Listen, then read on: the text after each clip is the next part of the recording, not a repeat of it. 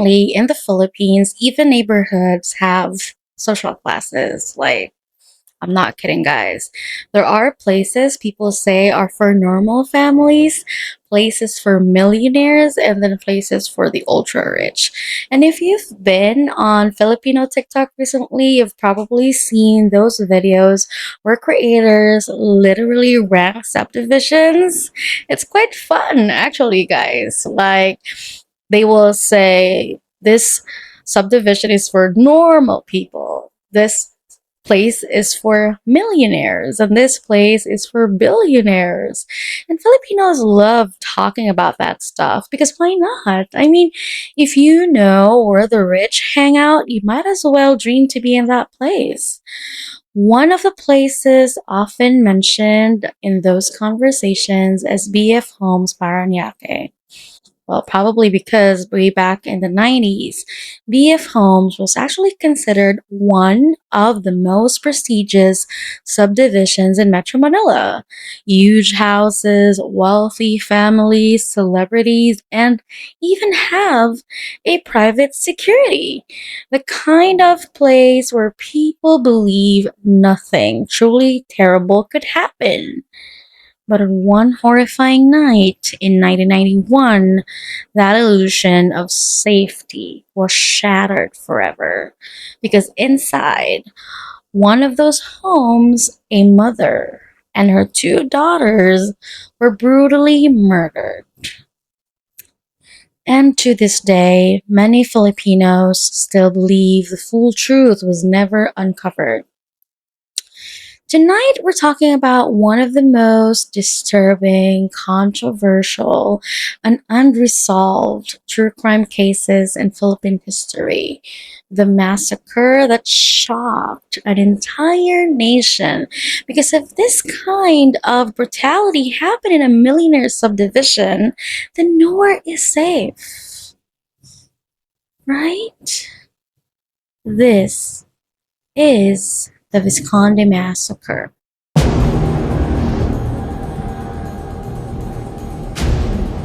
Hi everyone, welcome back to Nightly Goosebumps. I am Maria, where every story leaves goosebumps. And if you're new here, welcome.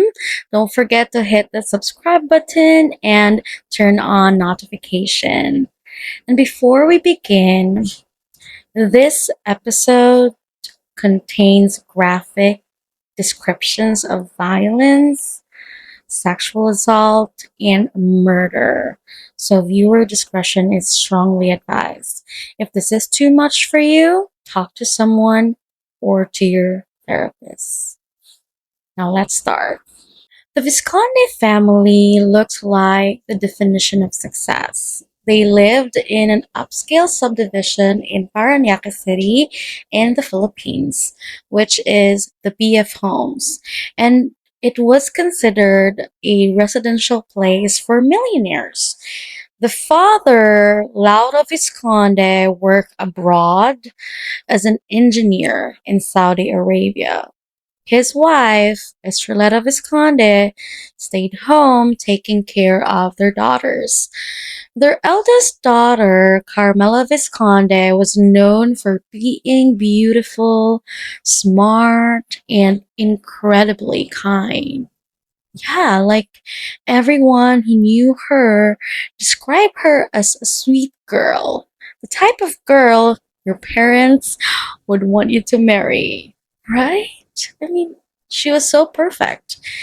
She was only 18 years old, and her younger sister, Jennifer, was just 6. On June 30, 1991, Lauro Visconde was thousands of miles away working in Saudi Arabia.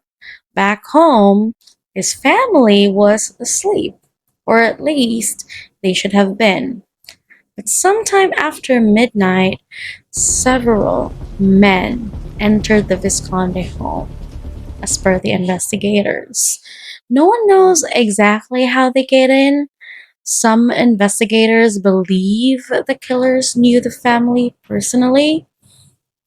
And imagine being in that house.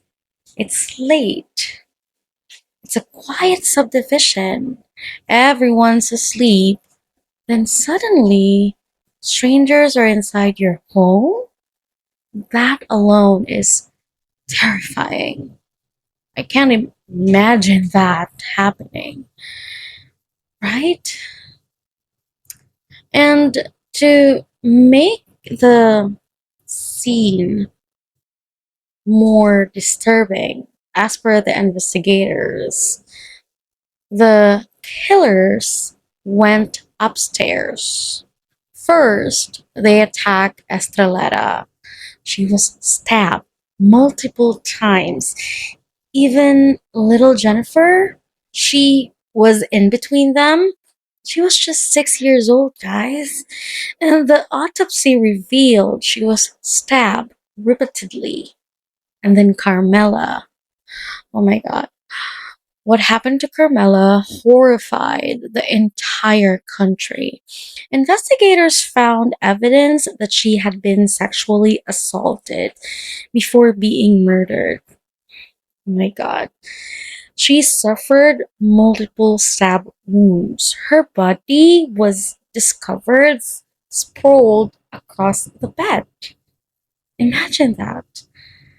I mean, I honestly cannot imagine the fear inside that room. And this is the part that makes me sick, really. The attackers didn't just kill her quickly. The crime scene suggested she fought hard. Furnitures were disturbed. There were signs of struggle everywhere, meaning Carmela was trying to survive. Oh my god, it's so heartbreaking. She was just 18 years old. Hours later, Laura Visconde tried calling home from Saudi Arabia. No one answered. At first, he didn't think much of it, but eventually, relatives checked on the house and they found one of the most gruesome crime scenes the Philippines had ever seen. That was 1990, guys. In the 90s. And that happened. Oh, Janice. Can you imagine being the one to open that bedroom door?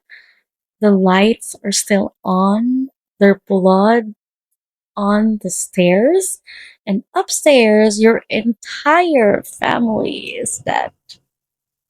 I don't think anyone could ever recover from that, right? The investigator quickly assessed the crime scene, and the investigation quickly became massive. And eventually, one name shocked the country: Hubert Webb. He was the son of the famous Filipino actor and basketball player Freddie Webb. Rich family, powerful connections, and according to the prosecutors, he was allegedly part of that group that entered the Visconde house that night. The prosecution's biggest witness was a woman named Jessica Alfaro. She actually claimed she was the girlfriend of one of the suspects. And according to her, she saw the men before and after the killings. And some actually questioned her story. But this is where the things gets messy, right? Because people immediately started, piecing the story together. Her timelines changed, some details didn't match, and critics said her testimony sounded rehearsed. So that's kind of weak, if you ask me. right? So the case exploded across Philippine media. Every news station covered it, newspapers printed updates daily. People were obsessed. I mean, right? Why not? Because this case had everything. There's wealth, politics, celebrity connections, corruption allegations, brutal violence. It became more than a murder case. It became a national obsession. The tragedy even inspired a film. Yeah, they did a movie for this, guys. The Vizconde Massacre story. And you can actually find it on YouTube. And the famous actress portrayed Carmela was actually Kris Aquino. Imagine. Oh my god. Imagine the real life murder becoming a movie just 2 years later. That's insane, right? In 2000, Hubert Webb and several others were convicted. Yeah, they were convicted. The court sentenced them to life imprisonment. For many Filipinos, that should have been the end.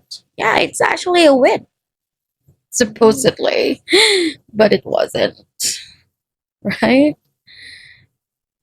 It wasn't because years later, everything changed. Hubert Webb's camp argued he was in the United States during the murders.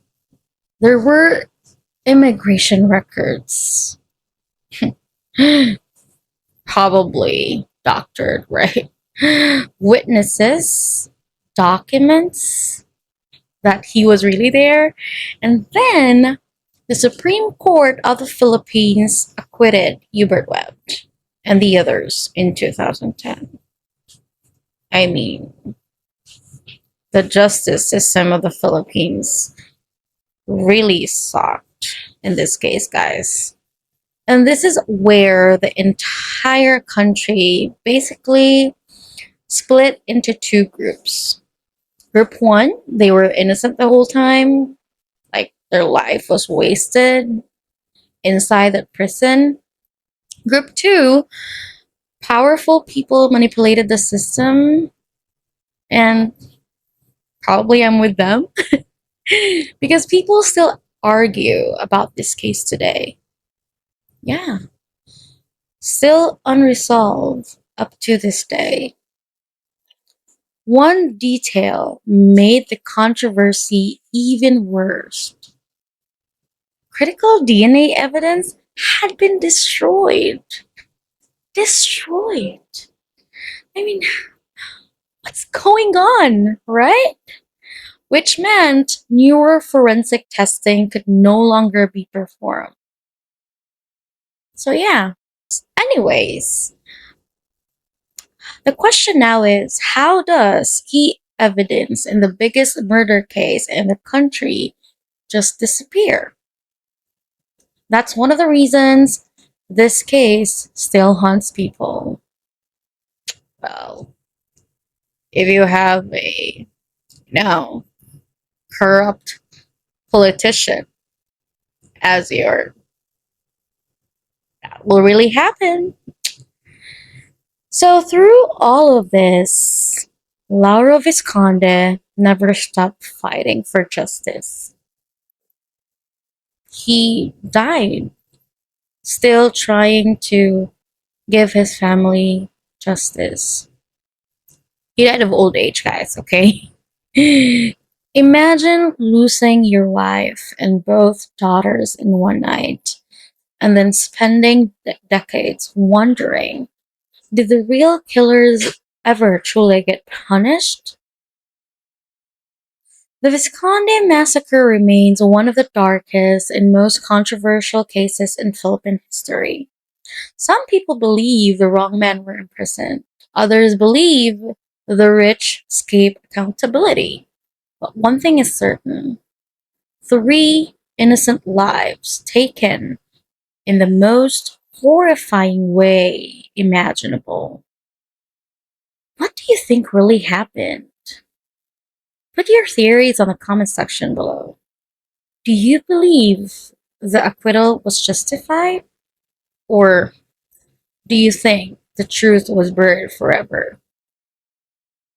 If you enjoyed tonight's episode, don't forget to like, subscribe, and hit the notification bell for more true crime and chilling stories. This has been Nightly Goosebumps, and I am Maria. And remember, sometimes the scariest stories are the real ones, and that the scariest monsters don't hide in the dark. They walk through the front door, looking human. And remember, lock your doors tonight, because not every nightmare stays in the movies. Stay safe and good night. Bye.